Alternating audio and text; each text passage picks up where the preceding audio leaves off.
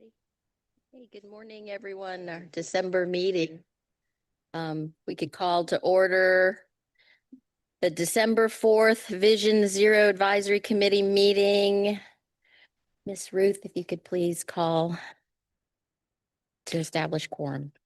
At this time, I'm only asking those VZAC members attending in person to respond by saying here when I call your name. Alternates, please also state your name if you are attending on behalf of a VZAC representative. As a reminder, please press your microphone button once to turn on and off. Bruce Rosenwig. Here. Mosey Abdurrahmanov. Here. Chris Kimmerly. Here. Joanne Scaria. Here. Fadi Nazar. Here. Ryan Mugridge. JC Beery. Here. David Willock. Here. Daniel Dunas. Here. Farah Tekbali. Here. Simone Maricelli. Kyle Birch. Joel Rosales is excused. Tim Crespo. Clinton Williams. Here. Tracy Phelps. Here. Stephanie Thoborn. Here. Martha Morales. Catherine Wall. Thank you. We have quorum. Okay. Are there any modifications to the agenda? No, Madam Chair. Okay, thank you. On the next item is the minutes from October 2nd, our last meeting. Are there any changes that the board would like to note? I have a couple.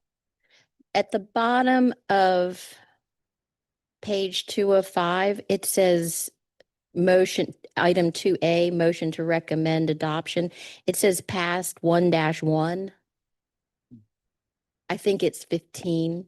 15. Oh, Okay, I one. think that was a typo. We'll make sure to fix that. Okay, I think that was the only thing. And then exhibit A on the page 4 of 5, there's a bunch of blanks for absences under February of 2025. And I thought I was here. I just wanted to make sure. It didn't say anybody was absent or not, but it looks like it might have been a typo as well. Okay, we'll look that over and fix it. Thank Okay. you. Thank you. Anybody else with comments? If not, if I could get a motion. I'll move to approve the minutes. Okay, Joanne. And Fadi is the second. All those in favor say aye. Okay, that passes. Okay, next item is general public comments and public comments on the agenda items. There are instructions on how to provide public comments that are included in the agenda. If, Ms. Ruth, if you could ask if there's any general comments that we've received. No, Madam Chair. Okay, then we'll move on. Okay, comments from the board. Any exciting news from anyone? I see Joanne. Yes, I would like to announce that our city council, City of Palm Beach Gardens, passed our Vision Zero plan at their November meeting. Oh, that is exciting. Good job. You'll have to tell us how that happened. Anybody else? Oh, JC, I see JC. I just wanted to invite everybody, we're getting ready for our Natural Areas Festival at Winding first. So we promote all things outdoors. We have trail runs and promote biking, hiking, all those things. And we have exhibitors. So if anybody's interested in to promote your cause, we'd be happy to have you join us. There's no fee for an exhibitor's booth. Thank you. I have a flyer if anybody's interested. Where is it, JC? Winding Waters. Winding Waters, and I think your mic cut out a little bit. So, and what was the date again? January 31st from 1 to 6:30 p.m. January 31st from 1 to 6 p.m. Okay, great. Thank you. Oh, Tracy has an item. Sorry. It's okay. I got you.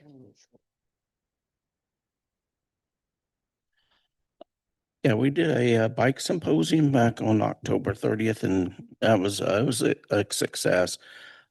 Would like to have seen more people show up, but the people did show up, enjoyed it, and learned a lot. And it was a cooperation between us, TPA, and Boca Bike Club was there.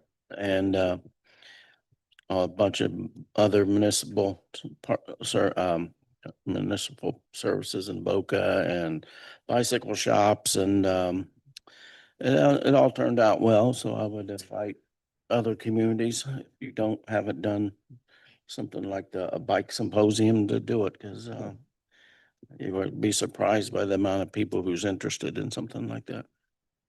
Great, Ours was a success. great. Thanks. Anybody else? We, Jupiter had, in October, we had our big unveiling of the US 1 bridge section for the East Coast Greenway and Sun Trail. If you haven't been over the new US 1 bridge, it is a monument. It is a real engineering feat, not to mention it has 8-foot wide sidewalks, 4 overlooks facing east towards the Loxahatchee River, facing, towards the inlet, and then west to the Loxahatchee River. It is spectacular. And then it has 7-foot bike lanes. And then part of the Sun Trail effort that the town is in, because we participate in VZAC and on the TAC, is that we got in line for Sun Trail to connect Riverwalk to the bridge, which then will also provide the opportunity not only for us, but then to our neighbors to the north, because Sun Trail will then go to Tequesta Drive in Tequesta. And so it provides the opportunity for our neighbors to pick that up and then take it to Jonathan Dickinson, really providing a meaningful connection through the town. And then we're hopeful to do it to the south so that we can connect to the gardens and through Juneau, and Lake Park. So we're really super excited. We had a great event. The Palm Beach County Commissioners, the MPO was there, East Coast Greenway. It was a huge event, and even the rain, because it flooded that day, didn't dampen anybody's spirits at the lighthouse. So it was fabulous. I wish you all could come. So next time we'll have another one, and I'll invite everybody. So with No rain. Don't like rain. rain was okay. It made everybody hang around. So, and we had great food. So, okay. So the next item, if there's nothing else to add, Mosi, you don't have anything? Okay. We have the VZAC liaison report, which Brian Ruscher, the Deputy Director of Multimodal, will provide an update. Thank you. I was just actually messaging our staff to make sure we have our data updated in our online hub for that US 1 update, because both the pedestrian facility got a major update. If you didn't know, that bridge had very narrow sidewalks to walk across. Biking across, was always kind of tough. So that's a big upgrade. Thank you for reminding us. It's a great event to celebrate. And if you have any projects that you are completing soon, make sure you do a ribbon cutting for them. I know that we don't always get out to go and celebrate, but those are big accomplishments in the network as we can complete those big links. So the liaison report for 2025. This is our last meeting of the year. We're actually not going to meet again for a little bit of time. So I appreciate you all taking time out of the busy holiday season. I know it can feel a little crunched. To start, wanted to recognize Older Driver Safety Awareness Week. So we did not check to see what older driver means, but just be aware that we are trying to promote safety for all of our road users. You can learn more at Safe Mobility for Life, FL.com. That website has really wonderful resources for all ages, elder driver, younger driver, pet and bicycle. If you haven't seen it, I'd strongly encourage you to check out that webpage at some point. The MPO's call for projects opened earlier in November after the governing board approved the program guidelines on October 30th. The application cycle is open. We've got a few pre-application meetings scheduled. We've already had a few for this year with some of our partners, and I'm looking forward to ours. Got scheduled recently with Joanne at the Palm Beach Gardens, so looking forward to having those come in. This year, we're also working on updates to the long-range transportation plan as well, ensuring that we're capturing all the recent mobility plans that have been adopted. So we're going to take those projects from the local localities, put them into the LRTP and try to assign them funding band for outer years to get constructed potentially with state or federal funding support. The county-wide safety action plan is live. The website is still taking results for a survey. There is an open house. We're actually going to receive an update from one of our committee members, Fadi Nassar, today on the safety action plan. The website for Palm Beach County, safetyactionplan.com. You can go there, take the survey, go through the open house, learn a little bit more about what the county is doing, but we're also going to get a presentation today, so we're excited for that. The Palm Beach MPO is hosting a traffic management center tour. So who here has seen the traffic management center at Palm Beach County before? Just raise your hands. Okay, so 1, 2, 3. Wow. Well, this is going to be a good one because you basically get to go and see the brains behind the operations of how traffic signals work in Palm Beach County. We're going to cover everything from, how the signals work, how the pedestrian timing works, how transit signal is going to become live. So we're really excited, and thanks to Palm Beach County for hosting us. That's going to be on January 22nd from 10 to 11:30 a.m. Please do sign up if you're interested. We are also excited to announce that the registration for the Safe Road Summit is open as well. You can learn more about that at thesaferoadsummit.org. That's going to be held over 2 days. So instead of it being a single day summit, that is more of a 2-day type summit. Just be aware if you do register that you're going to get much more time to participate in that conference. And mobile tours are going to be held throughout those 2 days as well. Also notable, if you have any projects that are kind of highlights for safety, you should definitely think about submitting them for the Safe Road Summit. There are a couple notable ones in Palm Beach County. Recently, we've had, Boynton Beach Boulevard. We've had the US 1 bridge open up. We've had Clear Lake Trail. There's a ton out there that are potentially eligible for being recognized at the summit. We are also excited that we have Complete Streets Champions opportunity for either elected officials or local staff to be nominated for as well. We have a new webpage put together by our public involvement officer, Carly Piglio. She took some initiative and put together a single one-stop shop for how to get involved with the MPO. So that's palmbeachmpo.org/participate.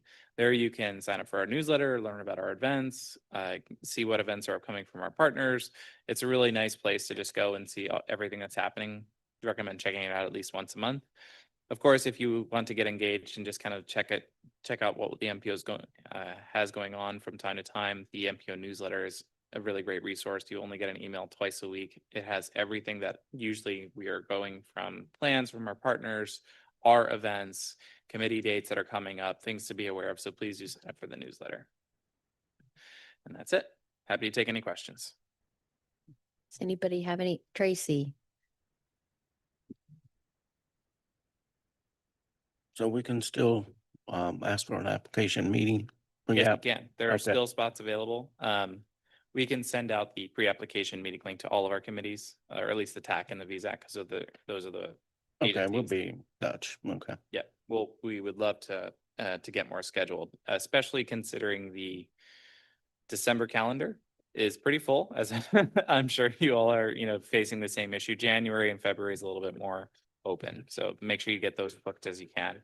And I apologize, Madam Chair. I'm going to ask for one more minute to introduce one of our new committee members. So, Chris, if you don't mind taking a minute, maybe introduce yourself to the committee. Hello, everyone. I'm Chris Kimmerly. I'm the senior urban designer at the city of West Palm, so I mainly deal with the downtown master plan area. I've been working for the city now 4.5 years, almost 5 years. Yeah, I'm happy to be here, happy to be a part of this committee, and I look forward to contributing any way I can. Great. Well, thank you for replacing Jermaine. We miss him, but welcome. Happy to have a designer who understands the implications of what we do related to the public realm. So that's great. Glad to hear it, and welcome. Any other questions on the liaison report? I had one. Great. Okay, go. Joanne, did you have something? Okay.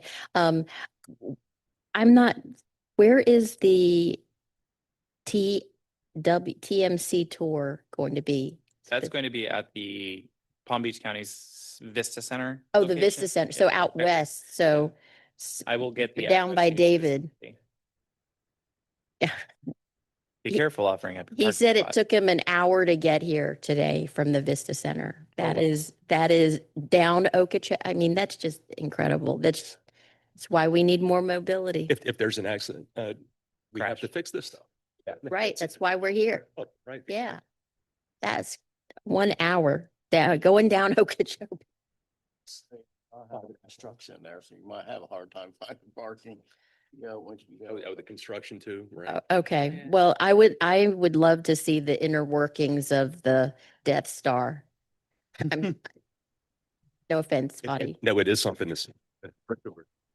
And All right. everybody here should come. I just had a quick comment. Palm Tran and MPO had a tour of the TMC. I think Tracy was also there, but I think it will be similar, Ryan? Are you Yes. su- Yeah, okay. Fairly similar. It was Yep. super cool, and Palm Tran's gonna have TSP on Route 1. Yeah. Starting in a couple of weeks, maybe. On Route 1. Yeah. Oh, yay. Yep. Nice. those I do- can add that to the update, sorry. Yeah, that's great. That's a good update. Thank you, Farah. The MPO funded transit signal priority, which is tied to the signal upgrades that we're trying to do for congestion management. So we try to monitor as best we can transit travel time reliability. So if your bus is more than 5 minutes late, it's considered no longer on time. So one of the metrics that the feds try to track for all transit operators is how are we doing as a system? And we're implementing US1 first. That's our highest route ridership. And we're really excited that that is going to be live this year coming up. We will have Okeechobee Boulevard as well live, and Lake Worth Beach or Lake Worth Road live as well, hoping for 2026 because we can do some things contractually to make that happen. Altogether, we want to get all of the state roads and some sections of the county roads where it kind of switches back and forth on military and Congress, having the same technology so that that bus travel time reliability is much higher than we've seen in the past. We're currently sitting around mid 70% for our on-time performance for Palm Tree, and we really want to get it up to 90. Great. Good comment. Thank you. Thanks for that input. Those are the kind of things we like to hear. Okay, so anybody else on that one? If not, we'll move on to the next item, which is the motion to elect officers for 2026 calendar year. I'd like to open the floor to nominations for the chair. As you know, I'm currently the chair. I would like to continue only if somebody else doesn't want to do it. I know I've been doing it for a few years now, and I'm happy to, but I don't want to prohibit anybody else from wanting to get into the mix of things and being more involved. My goal has always been to try and explain things a little bit more so that the general public understands. We understand, but trying to reiterate and get those things out so that the general public who's listening to us, or even new members, trying to get them involved so that we all can benefit. Because when I first got here, I didn't, understand all the workings of the region. And this is such a valuable tool. So I'm happy to talk more offside if anybody wants to be nominated for the chair. So are there any nominations?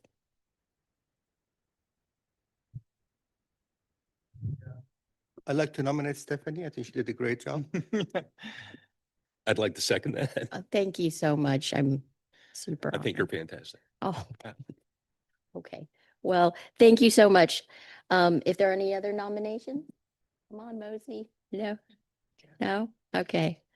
All right. Well, if there are no, I guess that's, That's for the chair. So what we're going to do is we're going to now move to vice chair. Take Okay. nominations for that as well. yes. And then we'll need a vote. So the current vice chair is Tracy. So if you want to say anything, Tracy, feel free. Ditto what you said. I'll continue to do it, but if there's somebody who wants to do it, I'll be glad to move on. So, I'll nominate Tracy to continue as vice chair. I'll second that. Okay, awesome. Tracy. Okay, so I think what do we need to do now? Nothing? Through acclamation? Oh, we do. Okay. Okay. I take the vote. It seems to sound kind of weird. Okay. So those in favor of me being chair? Say aye. We'll need a motion and a second. Oh, motion in a second. Okay. I'll make the motion. Okay. Farah makes the motion Okay, I see. and then we I have can a second. second. Second. Joanne has a second. And all those in favor, say aye. Aye. I didn't do a good job as chair in that. Okay, I'm going to try it again on Tracy. Okay. Do I have a motion to accept the nomin? That motion could be for the slate, so. Oh, we'll set. okay. Yep. Yep. Awesome. Okay. Yay. Well, thank you very much. I appreciate it.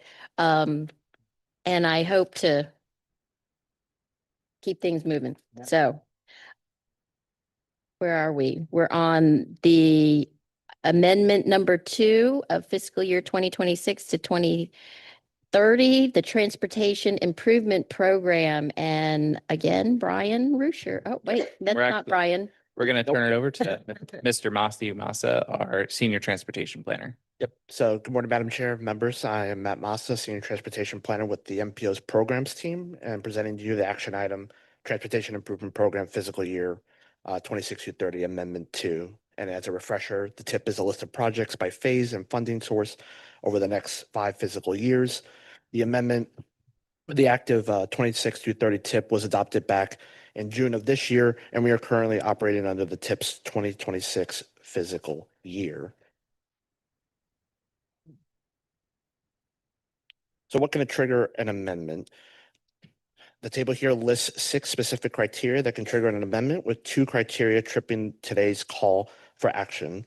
The first 2 are new safety projects being added, while the 3 remaining projects actually currently exist in the 26 to 30 TIP, but are having their scopes modified to an extent that requires approval, mainly due to length, but also from cost adjustments. As a reminder, this only impacts the 5 listed projects in this amendment shown in the table.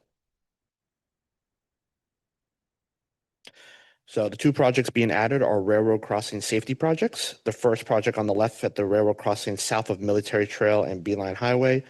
CSX has indicated reliability issues with the existing signal system and determined that to avoid future disruptions, maintenance was required now. The second project on the right is just east of the Congress Ave and Southwest 10th Street intersection. The city of Delray Beach reached out to the DOT for financial assistance after it was determined by the South Florida Regional Transportation Authority, SFRTA, that signal, pedestrian gates, and crossing surface work will be required to meet a request from the city for additional sidewalk work on the crossing's south side. Please note that both projects utilize federal railroad crossing improvements, not local MPO funds, which are all listed in the backup. And then the 3 existing projects being amended are all signal upgrade and improvement projects. Revisions are bolded and underlined in the table shown here. The revisions are from specifically signalized intersections be reorganized by project number. There are recalculations of cost and project lengths from the reorganization process, where length is the critical criteria that triggered the amendment for these projects. And then I'll show you in the next slide a table of the specific intersections for each project proposed. So again, here are the updated signal location, intersection locations for each of the affected projects. Locations listed either exist currently or were reworked back into the 3 projects, while crossed out locations are being reorganized back into the original projects. So just high level, the 3 that are being organized out are Forest Hill 95, Glades Road at Town Center, and Congress Ave at Donald Road. And then the amendment is currently open for public review. Members and the public can visit palmbeachmpo.org/tip To learn more about the projects, use our interactive tip review tool pictured here and provide public comment until final action at the December 11th, 2025 Governing Board meeting. Projects are also directly linked to the tip review tool via the agency's MPO mapping tool, where any of those maps that I showed today can be seen at palmbeachmpo.org/map. With that, staff are asking for a motion to recommend adoption of the Transportation Improvement Program Fiscal Year 26 through 30 Amendment 2. I was happy to take any questions. Okay, thank you. Are there any public comments, Ms. Ruth? No, Madam Chair. Okay. Do any committee members have any questions? Tracy? No? Okay. Could you repeat what was being done on the one in Delray? This, I think it was Lawson. The Delray crossing. Yeah. Sure, we'll go back to it. So Delray was signal, pedestrian gate, and crossing surface work for the for work being done on this sidewalk on the south side of the crossing. Okay. Is that the one on, let's see, Southwest 10th Lawson? Lawson, yeah. Just a little more context for this one. Which It's one? Is that the? Is that This- the Tri-Rail one or the the SC? Tri-Rail Oh, crossing, okay. yes, I was- SFRTA. This was a project that was identified out of a previous project that we completed as an MPO priority with the city of Delray Beach. The SFRTA requested updates as part of the permit process, so this is making this project whole with some safety improvements for the crossing. I was thinking of the other one that near Dixie down there, the ones you got to turn left and you can turn right to go up to downtown Delray, that weird one, but no, okay, I know where this one is. All right. Yeah, this was one that was a good one. Anybody else on questions on the tip? No? Oh, I see you, Bruce. There you go. Yeah, I did some quick math in my head, and I guess with this additional funding and the reductions in the existing, Oh, for these, yes. it looks like it's pretty much a wash. My main concern is for the actual funding, federal and state. Are those committed funds? Correct. Is the money already in the bank or?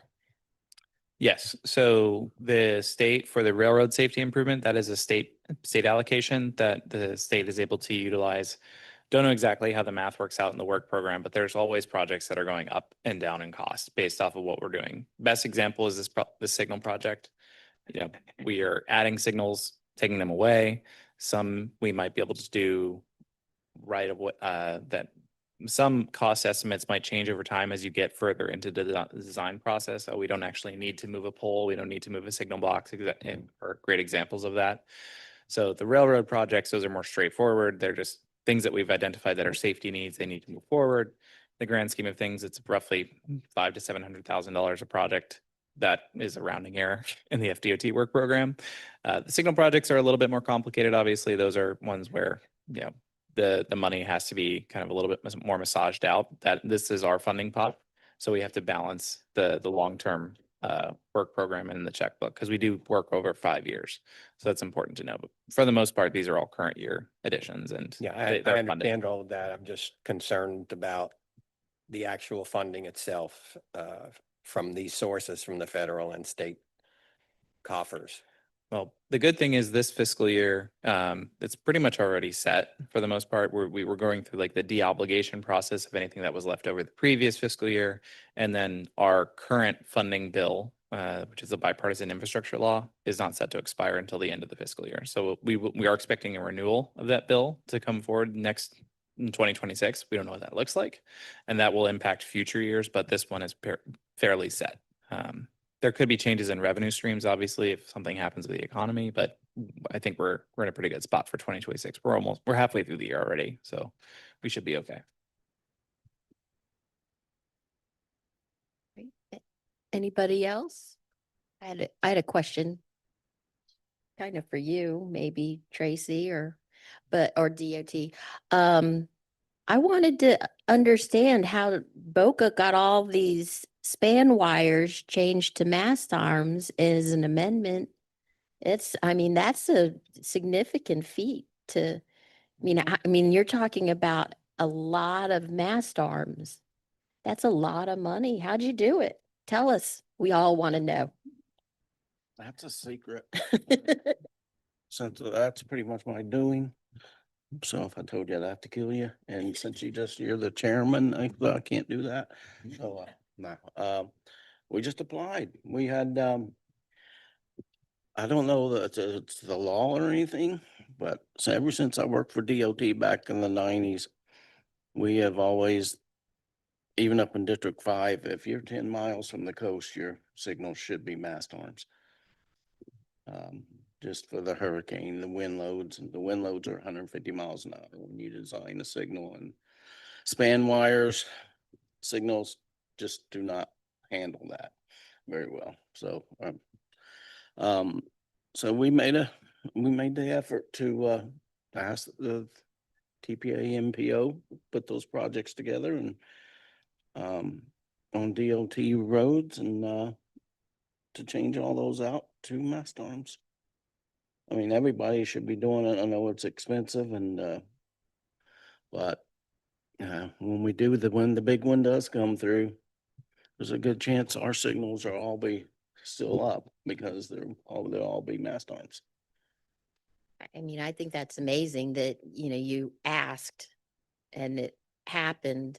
And I think it's a good example of what it means to just have the knowledge and be able to ask the questions so that you can do better things for your I community. mean, when you have a span wire, if it was designed 20 years ago, there's a good chance that those wind loads have changed. So if you went and just your span wire signal now, diagonal, those things are the worst. If you tried to, if you ran the calculations, the signal would fail based on new wind loads. So things like Palm Beach County's doing, they're putting flashing yellow arrows all everywhere. So that's some cases maybe taking a 3-section down and putting a 4-section up. That's more area and weight. It's way more weight and more area on a traffic signal structure. A span wire, just that, changing from a 3-section signal head to a 4-section, that can make your span wire fail. It can also make your mast arm structure fail based on the wind loads, but mast arms are more well built and less obvious to the wind load damage. But that's the area of the signal. It's not actually the weight of the signal more than the wind load on the signal and the Gotcha. area of the signal. So, we made an effort to try to change out as many as of our signal. Pretty much everything's within 10 miles of the coast, so we're trying to change everything out.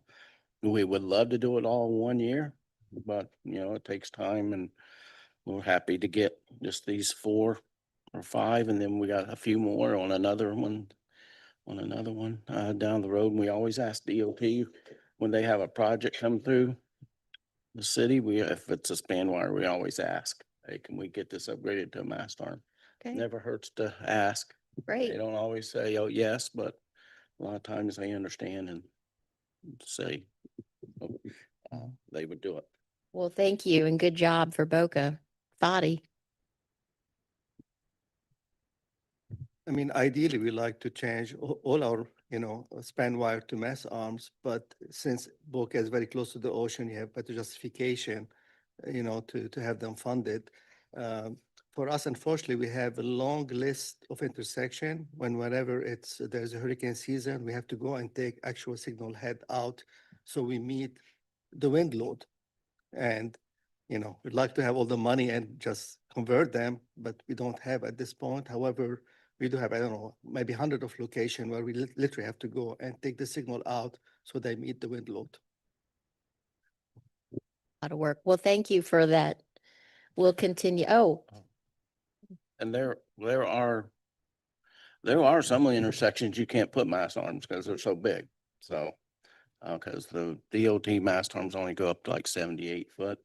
Anything larger, you gotta ask for, go through their exception process and all that, and a lot of times don't get approved, but, if you can do it, and you're within 10 miles of the coast, you should definitely, change out your strain pole, especially diagonals to mast arms.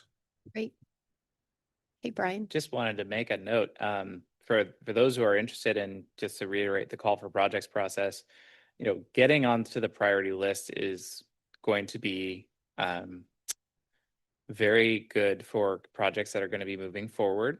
It's obviously good for communities that have a really clear scope of work and project defined.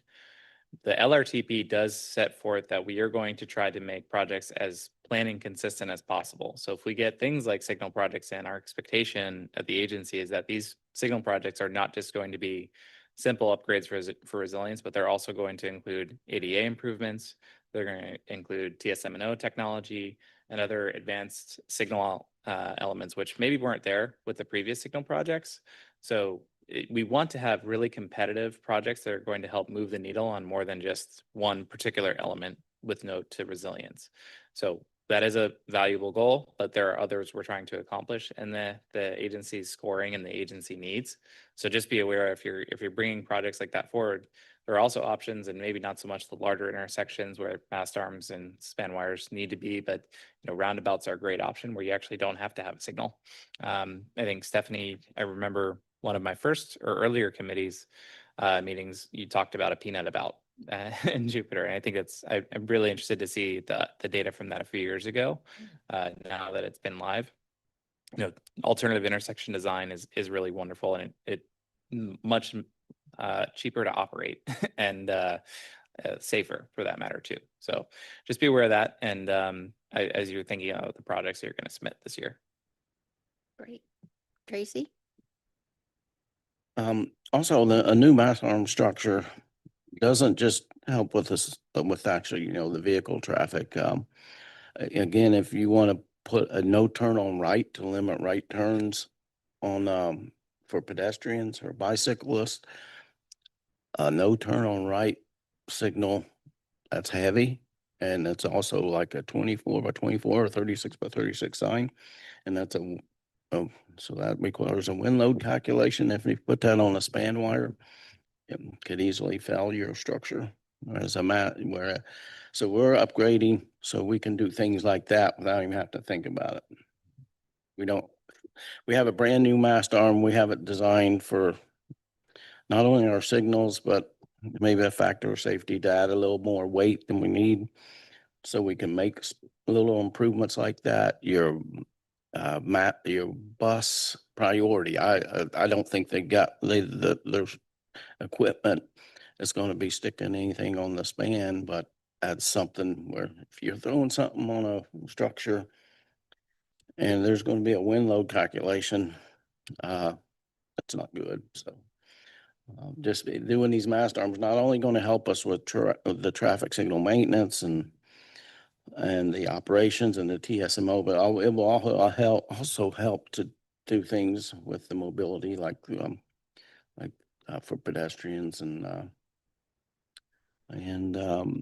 pedestrians and bicyclists, by being able to add additional signalization or equipment when needed. Great. It's always good to have an engineer in perspective, right? Now we know. Okay, well, thank you. And so, okay, so we have the item before us.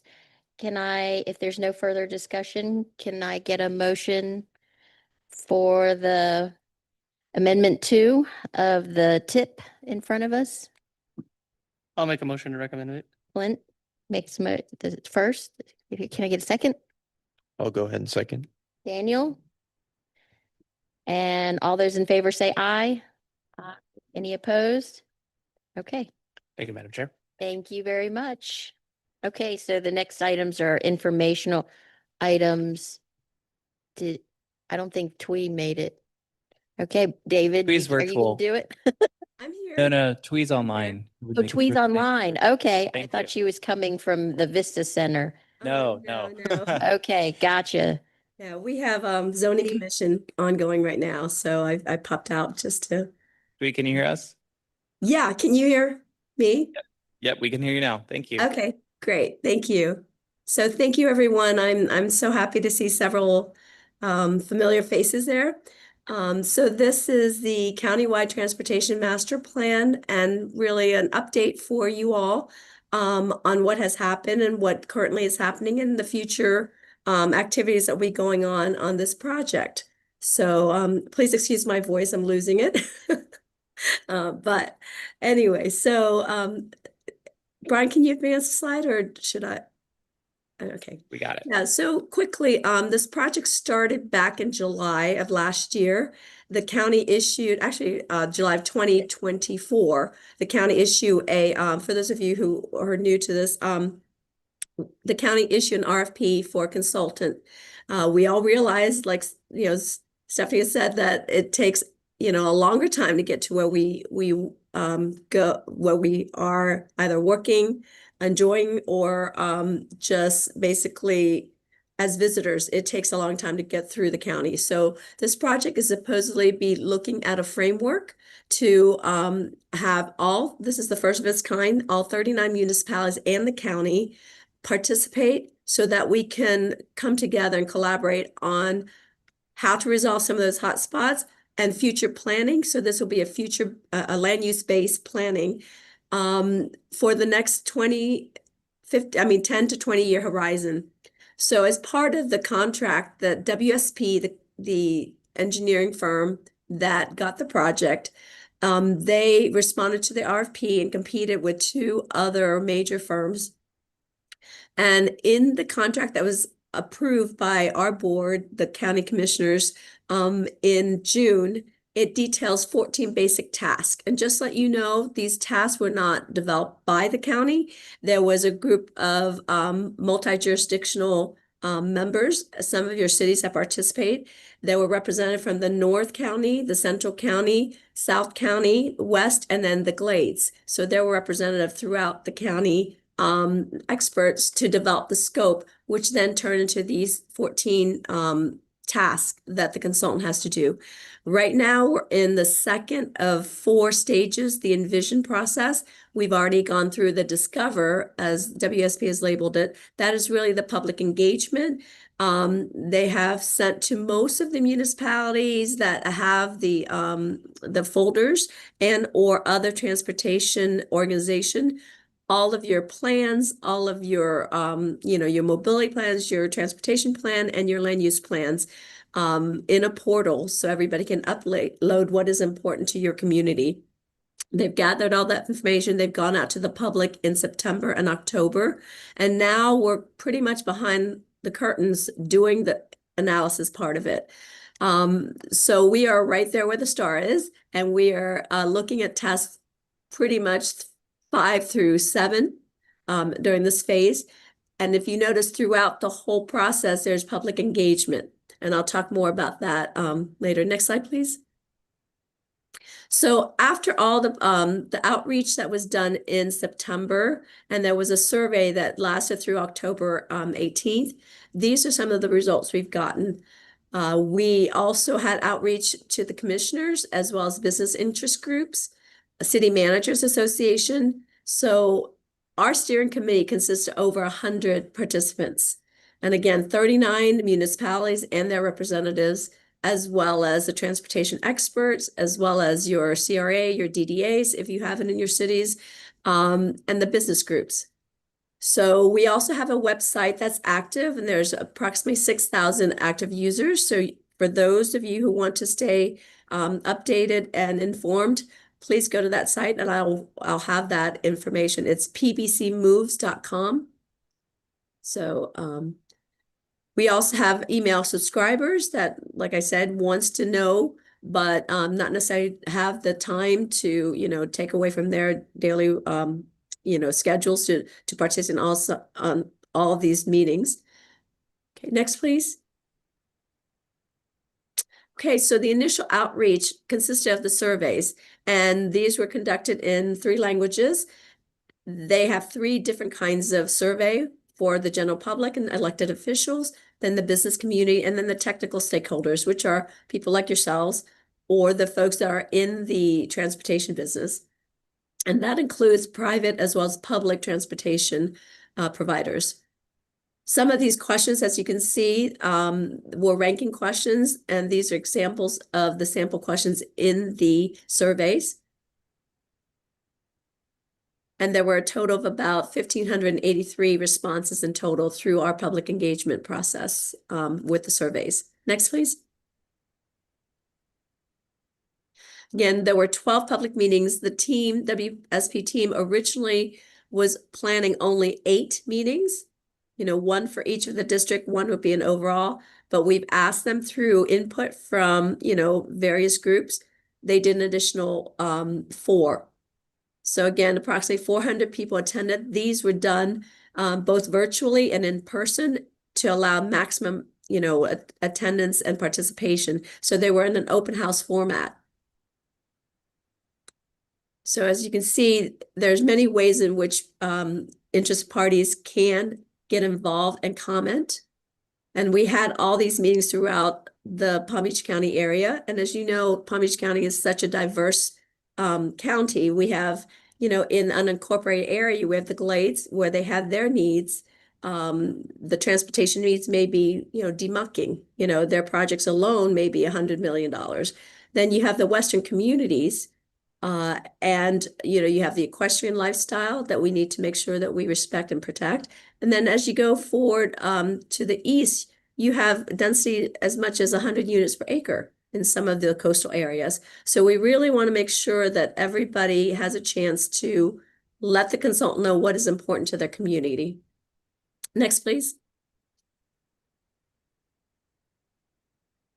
So here are some of the key findings. And these are very familiar with your discussion and your ongoing projects. So again, the recurring theme is traffic congestion is a major challenge. There's got to be a better east-west connectivity. There should be some improved transit options in suburban and western area. There was a strong support for safer and more complete streets and coordinated land use and environmental preservation.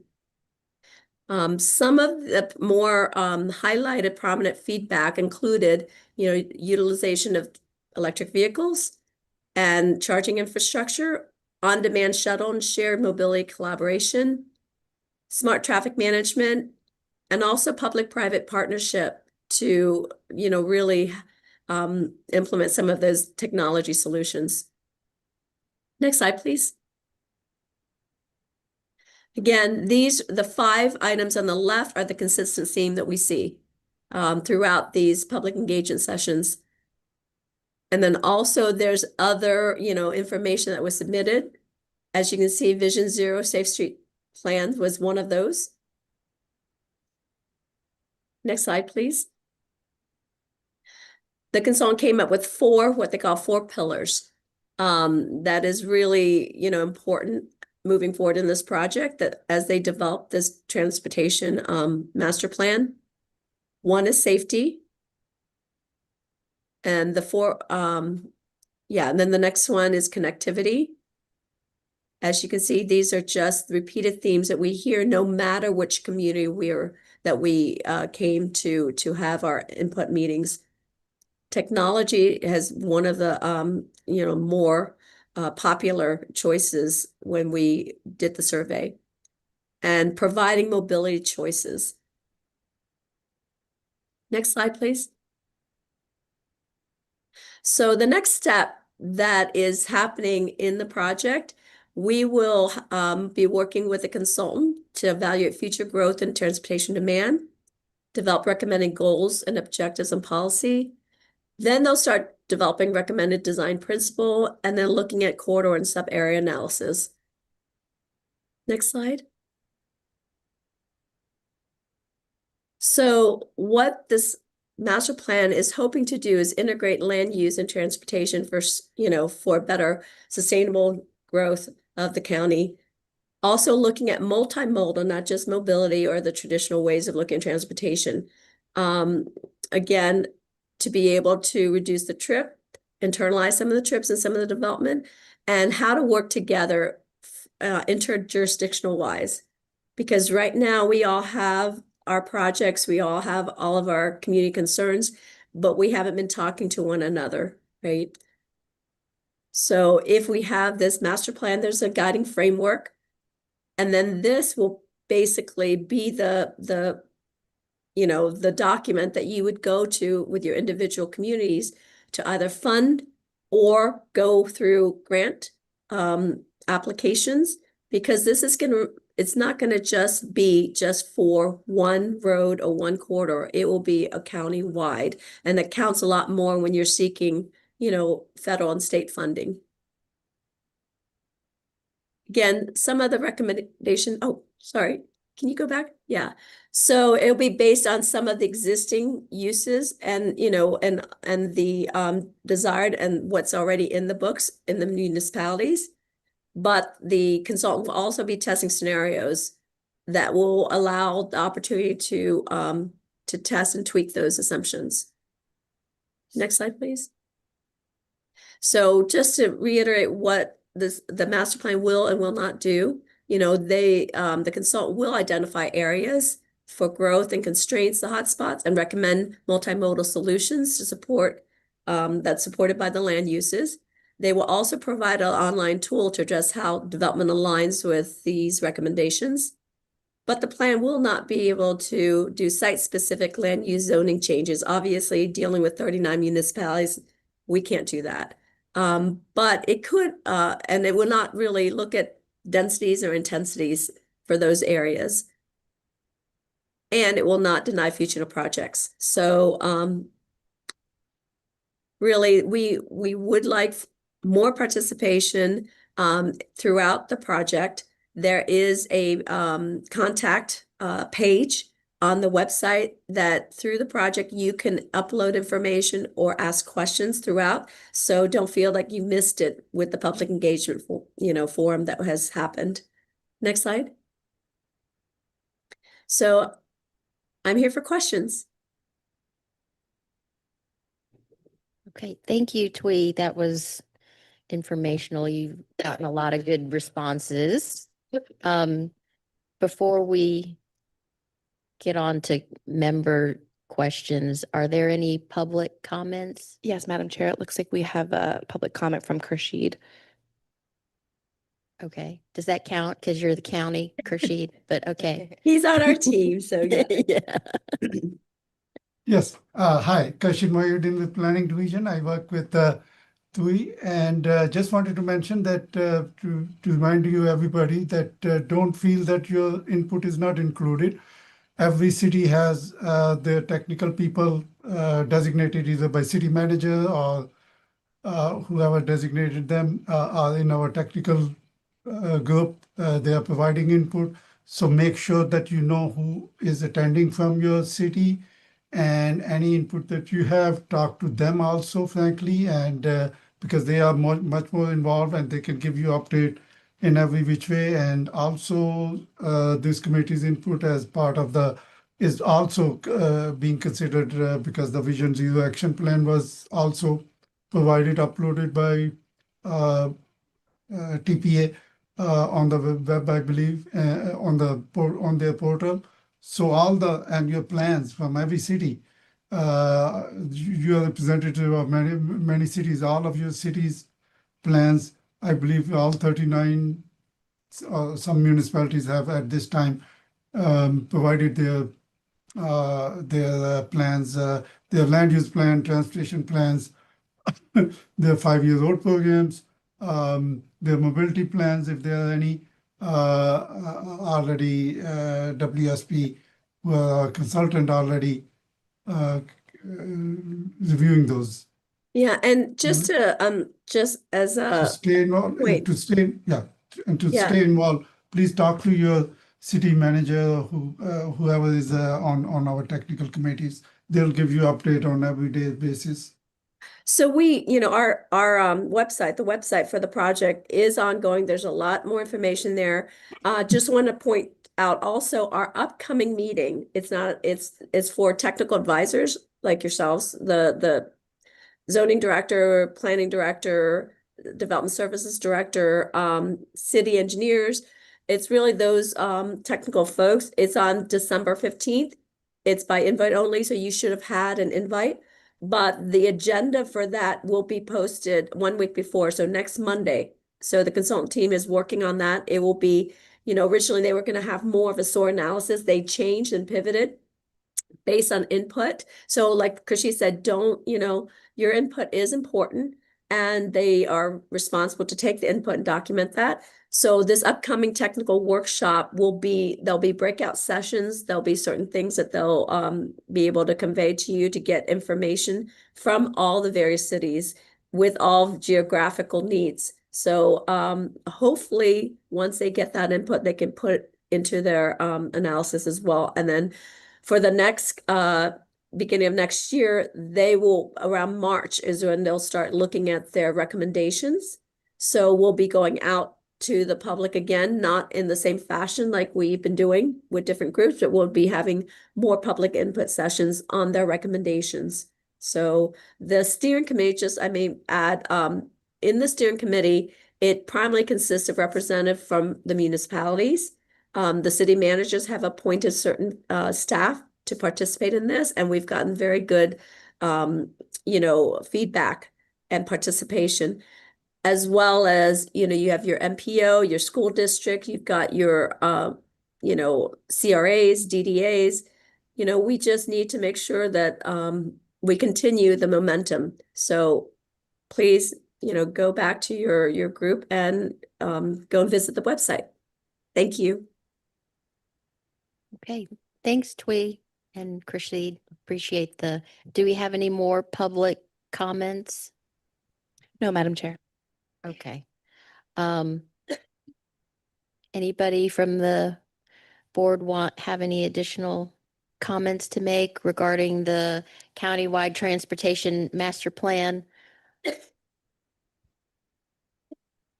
Oh, it's a pretty girthy, endeavor. Okay, David. I just want to mention, I don't think they really covered as much that we will be doing mobility plans, but we can also include additional pedestrian bicycle facilities that may not be included in mobility plans. So, I mean, that's the principal purpose of this committee. So absolutely include any plans that your city has for pedestrian bicycle facilities. The county's moving on. We're trying to incorporate multi-purpose paths now. I mean, we're trying to be ambitious with this transportation master plan. Please include anything especially pedestrian bicycle wise, because not everybody has a mobility plan. So, Right. Clinton, did you have something? Yeah, I'm just, because I don't know who's our representative for our city. I don't know if it's the city manager or if it's my director. So I just wanted to know if there a way. Sorry, please use your microphone, Clinton. Oh, just want to know if there's a way to find out who's kind of been appointed for our city. I'm sorry, know Clinton, which city are you Yes, from? City of Delray Beach. Oh, yeah. So you definitely have, hang on. I think, go ahead. And also just, we have some plans, like say bicycle pedestrian master plans that have been done. Are you guys taking into account those? Those have already been uploaded by the teams. I know, hang on. Might be So Rebecca. we have, it's really your iPark representative, and then the city managers added several other folks as well. So hang on. And everybody can, I don't know if you have my email. If you want to know, you can probably even shoot me a quick email. But usually it's your city engineer, your planning and zoning folks. As I said, definitely talk to your city engineer and your city manager. They would know who they designate. Yeah, your city manager is the one that, if not in the iPark representative. So City of Delray, Anthea is in iPark. Rebecca, Sorry. Mm-hmm. Okay. And then the city manager had included folks to upload plans and things like that. So we've included those folks as well. And from the City of Delray, we have Jason Kaufman. Okay. Yeah. And Rebecca. Yeah. Okay. Perfect. Okay. So please talk to those folks. Thank you. You're welcome. I guess this is more of a detail item, but Yeah. I know we provided what's in our comprehensive plan related to our bike pen master plan, like David was suggesting. But one of the things that hasn't been, I mean, we haven't updated it since we did our EAR, which was 2022. But for example, Sun Trail, we just got into the work program for Sun Trail. So I'm not sure if those things are captured as part of the list of priority projects because it's not on our bike ped master plan. But it's a detail item, but I'm just trying to figure out what kind of level of detail and information we need to give you because we have not updated our Riverwalk Sun Trail to include Sun Trail since it occurred after our EAR. So question, I don't know if you've got all that, but I'm sure your representative will be bringing it up in our technical advisor, the steering committee meeting. And if that's the case, if it is somewhere in the planning, they can bring it up in the upcoming meetings. And so definitely keep involved and talk to the person who is representing your city in the steering committee. Yeah. So really the overriding thing is a lot of the cities do not have room to expand. No more, no room for more expanded pavement. There are certain communities in the West, there is room for connectivity and those key things. So, for the coastal area, they've got to look at other alternatives for transit or whatever that solution may be. So yes, nothing is, should be left out, but your representative, please check with them to make sure if that's something that's important enough for your community, they can bring it to WSP.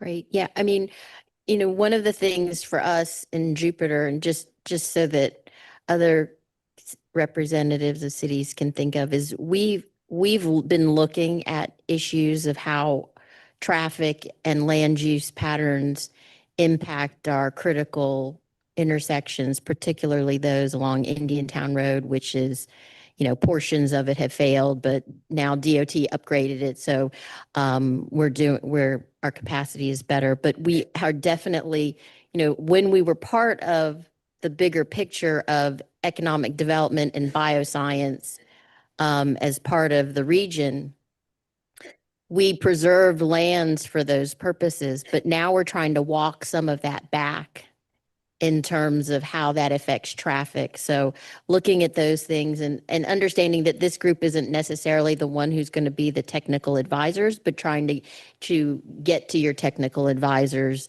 and see, just be aware of how those things can then be inputted. Because long ago, not long ago, but in 2019, we did an open space bond, for example. And then we also had one in 2009 where we did an open space bond. And the whole purpose of that was to purchase land on the main corridor for environmental purposes, but to take those trips off of Indiantown Road. Mm-hmm. So, but it also backfired because we didn't hold those trips. We didn't preserve them on those properties.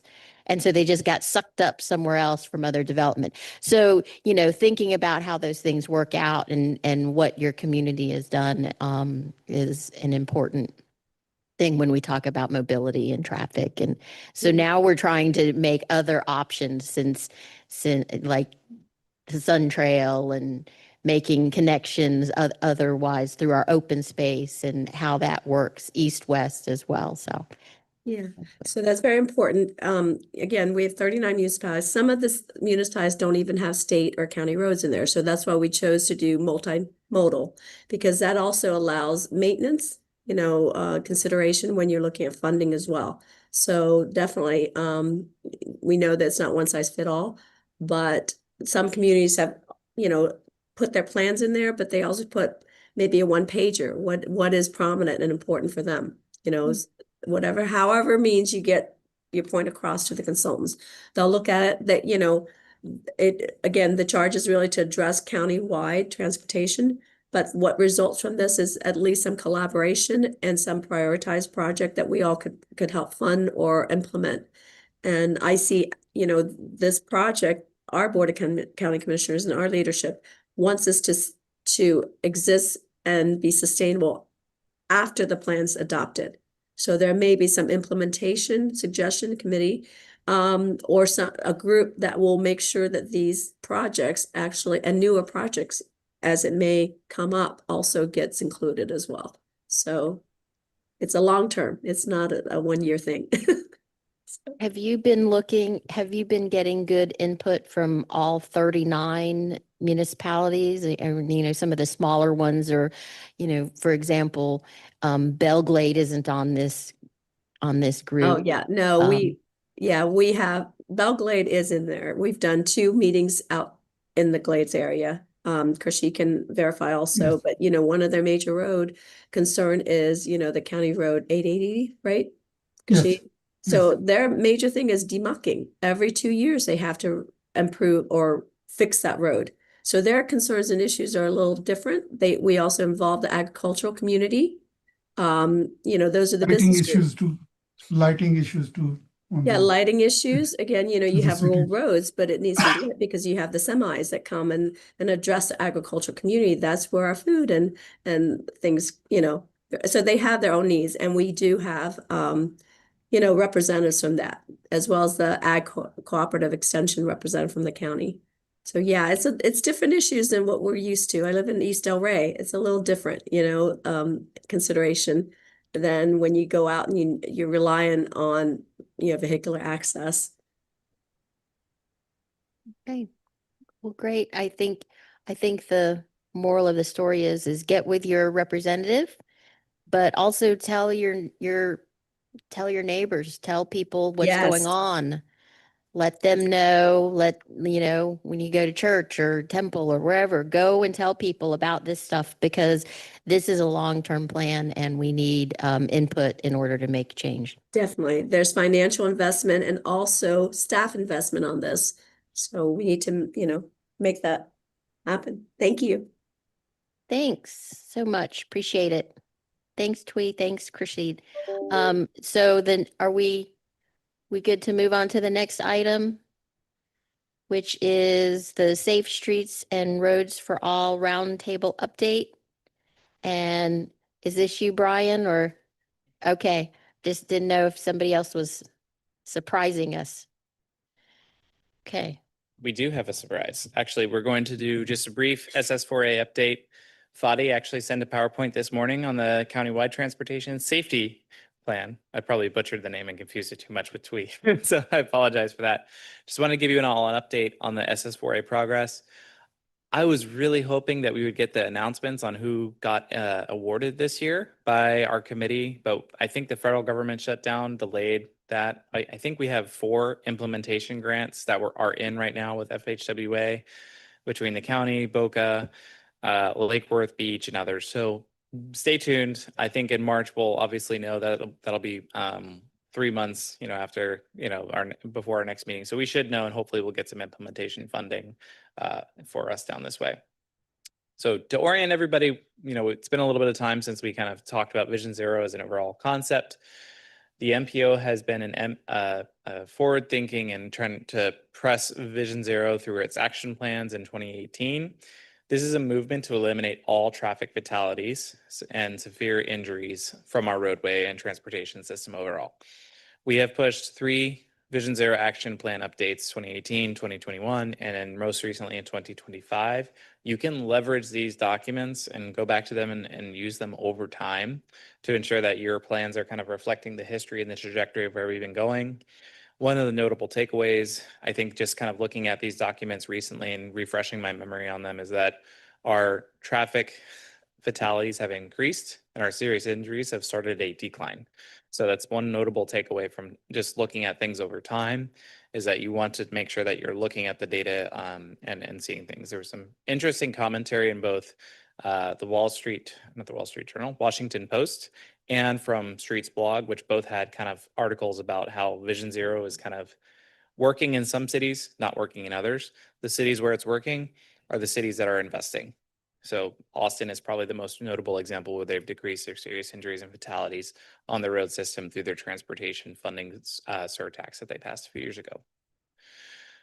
The key elements of Vision Zero is that we need to ensure that we are collaborating on many different subjects. So Vision Zero plans, and broadly speaking, the overall framework that we operate in Vision Zero is that we try to ensure that we are working together across sectors. Our law enforcement wasn't able to make it today. Safe Kids wasn't able to make it today due to other conflicts that they have, but we're working with our schools, we're working with our agency partners, we're working with the healthcare district to ensure that we're not just thinking about transportation in silos. We're trying to ensure that MPOs as a funding partner and as a leader in transportation and future thinking about how we're going to grow and where we should grow and what we're going to do with our road funding and transportation system, we support our agencies in that effort. So we've actively worked and reviewed Palm Beach Gardens plan. We've sent comments to the city of Boca Raton. I'm sure that we'll provide commentary on the other drafts as they become available. We have notable number of Safe Streets and Roads for All funding that we've drawn down, 11.3 million from the Safe Streets and Roads for All program, and a number of Vision Zero commitments from our municipalities and our county, moving towards the Vision Zero as a goal for our cities. I'd like to continue to drive that home as we don't have all of our cities quite yet. I do frequently ask you all to send me updates on this. Thankfully, Boynton Beach, I think is most notable. We have our funding agreement approved. That's great. We're undergoing, I had a conversation with Moisey this week about any competitive negotiations that were recently completed to see if we could try to see if there's a contract that they could piggyback off of to accelerate the deployment of their grant. So if anyone has any or can send him the council agreement that they can use, that'd be helpful. I know I see Clinton raising his hand from the city of Delray Beach. So, maybe you two can connect offline after this. We are waiting to hear from Rivera Beach, Juno Beach, Indian Trails Improvement District on some updates for their plan. Others are coming. We know, obviously, we just had a stakeholder committee meeting with the county, and West Palm are expecting some updates, I think, in early 2026 as well. So please be on the lookout. 2025 applicant funding. I really hope that we get the awards by the end of the year, but we are approaching the holidays, and I can imagine it bleeding into 2026 too. SS4A overview, we've talked about this. We don't know if this program is going to be reauthorized or not. This is a 5-year, $1 billion a year allocation from FHWA. With largely, an alignment of Vision Zero without explicitly calling out Vision Zero as the overall intent of the program. This was to prevent serious injuries and deaths on our roadways, not necessarily to eliminate all of them. So the focus is obviously on comprehensive safety action planning and implementation plans. We all know kind of the gist of this. Again, we hope that there is additional safety funding that comes through the next reauthorization so that we can continue to work on these subjects in a more thorough way. We know that when the safety funding is available and when communities start using it and to adopt the plans, that's when we start seeing the most success. So if communities are able to invest through federal dollars, there'll be returns back to them as well. Just to give you all a little bit of an overview of what this program has done, just in large, there have been over 1,000 awarded grants in 2022 to 2023 cycle. Planning and demonstration grants alone were over 1,000. In 2023 to 2022, they had allocated 1.7 billion. That's kind of the numbers that we've got so far. And I know it has to do because I think there's a lot of change in 2024. We're still waiting for agreements from 2024 to be signed. So just to be aware of that. But overall, about 70% of the country's population is covered by some form of a Safe Streets and Roads for All grant, 70% of the country's population. So that's a huge, huge number. To give you all an overview of what can be done through this type of grant, there's a lot of play between these two categories. So planning and demonstration generally looks at how you develop a comprehensive safety action plan, supplemental safety planning, and then how you carry out demonstration projects. While implementation grants can do a number of those things, plus major construction. A good example of this that kind of bleeds into is from the Solomon Foundation. This is just a bikeway in the Pacific Northwest that uses paint and FlexiPost to improve existing road, narrow lanes, and provide a bikeway. So with that, happy to turn it over. Fadi, if you'd like to present from the podium, you're welcome to do so if you want to make a presentation, or happy to take it there as well.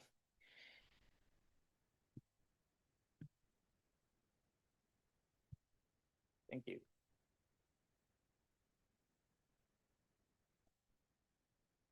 Yeah, for my presentation, I'm going to use an old slide that was presented in September, but I added to it some newer one from basically the corridor that we focused on.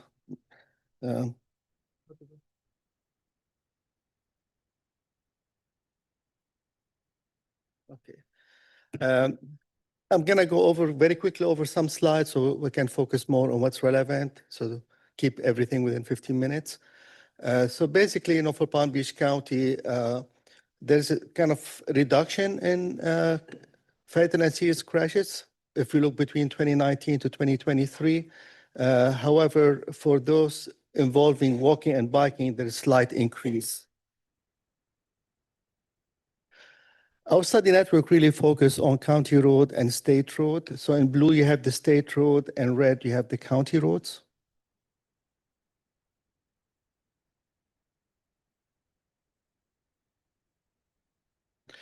The objective of the study first, to identify high injury network, make recommendation, countermeasure that's been proven, develop some safety target, and also have throughout the process public involvement and education. So for the high injury network, again, it's based on a crash data analysis between 2019 and 2023, identify those corridors and identify countermeasures, and then also look at overall trend in the county and develop what we call systematic safety improvement, that's not specific to a corridor, but try to address countywide issues. So between 2019 and 2023, there was about 135,000 crashes. And here you can see the total amount of crashes for every year. In blue, it's basically, you have different categories. It's very hard to see in this graph the serious injuries and the fatalities, but you could see there's a dip during the COVID years, but overall, the crashes are pretty much, pretty much the same when you combine overall crashes. When we look more specifically about serious injury fatalities, there is some decrease. And again, this is the focus on county and state roads. Now, of these fatal and serious crashes, about 64% are vehicles, and 14% motorcycle, 14% pedestrian, 8% bicycles. And we found it important to look at motorcycle as separate category because, there is quite a few that are part of these high injury and fatal crashes. This is a kind of interesting graph. If you look on the right side, you have on one side, you have the total crashes, and on the other side, you have the fatal and serious injury crashes. And what's really important, if you can see, for example, for pedestrian, there's only 2% of the total crashes, but there are about 22% of the fatal and serious injury crashes.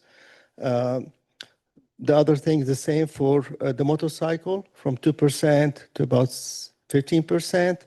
Now, of course, when you look down about, the behavior, the distracted, impaired driving, and all of these will cause more injuries. This, if you look at the trend, I think the only thing that kind of stand out is that the bicycle crashes tend to increase since for the past year or two. And probably one of the reason is introducing the electric bike and electric scooters. Unfortunately, in the police crash form, there's about, maybe 14 different category of vehicles, but electric bike and electric scooter are not one of them. And unless you go and read the crash reports, very hard to identify those. So we're really having an issue, but we're trying to make an effort. I know some consultant may use AI to read those narrative and identify those. So we need to figure out a way to evaluate those as they're becoming a bigger issue. And hopefully future police report will be amended to include those categories.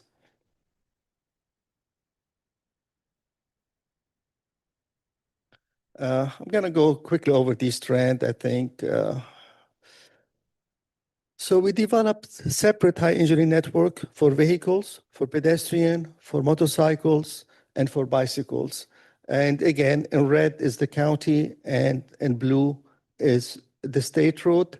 So this is for vehicle, and it's pretty much what we expect.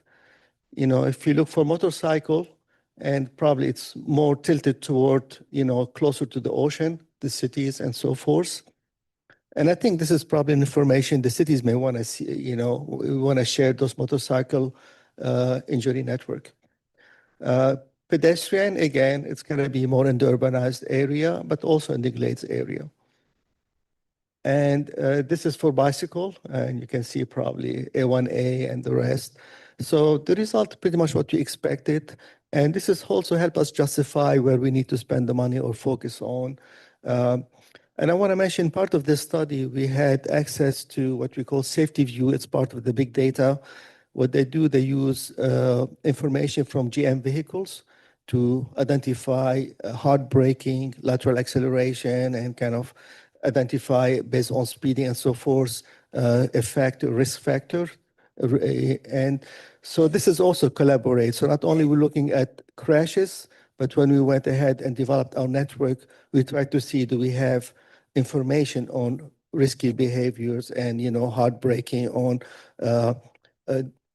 basically reflecting the near misses that are not reflecting the crash data that help us, again, justify and collaborate the information on the high injury network.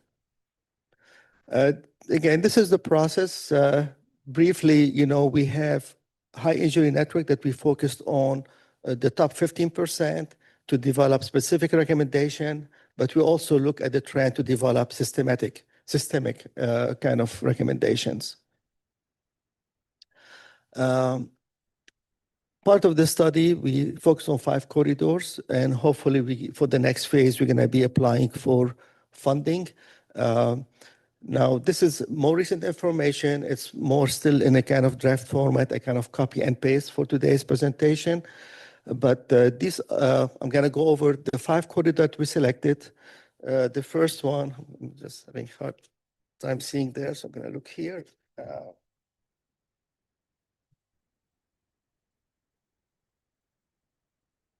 So the first one is West Linton Boulevard. It's from A1A to Jog Road. It's about 5-mile segment. Again, it's based on a number of criteria by combining all the high injury network for the various uses and kind of complicated scoring system, but this is kind of became one of the focus area. So some of the recommended countermeasure for intersection is LPI, which is leading pedestrian, interval. So you give few seconds for the pedestrian before you get the green cycle for the green for the cars. Adding more protected lefts, and also adding back plates with retroflective back plate, which we find to be quite effective, especially for the east-west corridors. Now, for the segment, we're gonna the recommendation is for protected bike lane, and also from some access management. And I know some cities also interested in access management, and it's something probably that we can overlap our interest.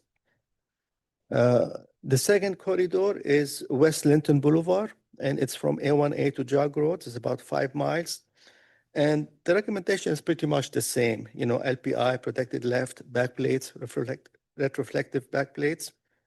And for this segment, it's also, providing, I'm sorry, this is, okay, look at the wrong one.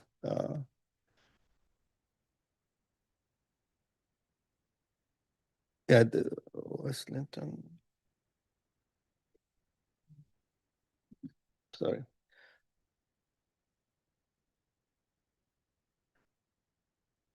Okay, this is South Military Trail. Okay, yeah, and it's about 7 miles from Clintmore to Woolbright Road, And yeah, the recommendation are the same: LPI, protected left backplate, and for the segment, protected bike lane and providing access management.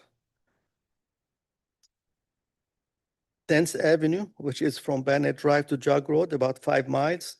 Here, the recommendation for intersection is to provide a high visibility crosswalk to LPI and improving the signal timing for protected left.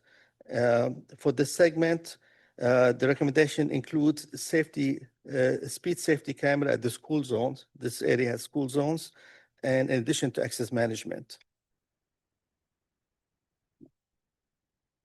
And the other segment is 6th Avenue, which is 6th Avenue continuing as Melaleuca Lane. When you go further west, it is from US 1 to Pine, and it's about 5 miles. Here again, recommendation include crosswalk, LPI, backplate, protected bike lane, access management, and whatever possible to eliminate the left turn from the minor street. We call it ERCOT. Basically, instead of allowing left turn from the minor, they have to make a right and then make a U-turn, try to provide a convenient U-turn for them. And the last segment is South Jog Road from Winston Trail to Summit Boulevard. And the recommendations are pretty much the same, except for the segment. The recommendation include a hawk signal, which is a signal designed for pedestrians. It completely stops traffic and it allows safe pedestrian. Now, beside that, there's just kind of collage of various systemic recommendations. I'm not going to go over all of them, but there are, these are based on proven countermeasures, and they really try to adapt it to our crash database and what we observed. So this slide, it has various measures for motorcycles, and it's usually divided between segments and intersection. Different things can be done. Again, more than happy to share that with you later on, but I'm not going to go detail through every single one of them. The second slide is for pedestrian. And again, on the left side is about intersection, and the right side about segments. And this one also for pedestrian, what we could do at signalized intersections. Again, there's a lot of options that we can implement, but and the next slide, it's about bicycle. And here again, we have on the left side what we could do about segment, and the right side what we could do about intersections. And again, these are proven countermeasures that are part of what SL4A recommend, and we try to figure out where do they most apply to our roadway system. And that's it. If you have any question? Mosi. Would the information on that be available to any of us on the board here so that we can share it with other staff members with our respective municipalities? Yeah, sure. I mean, some of the stuff I cut and paste from a draft report. Whenever we have the complete technical report, it's available to anyone, and I'll just email it to you. Okay, thank you. Bruce. Yeah, so you've given statistics of actual numbers of crashes. Do you have a percentage increase or decrease based on a per capita figuring?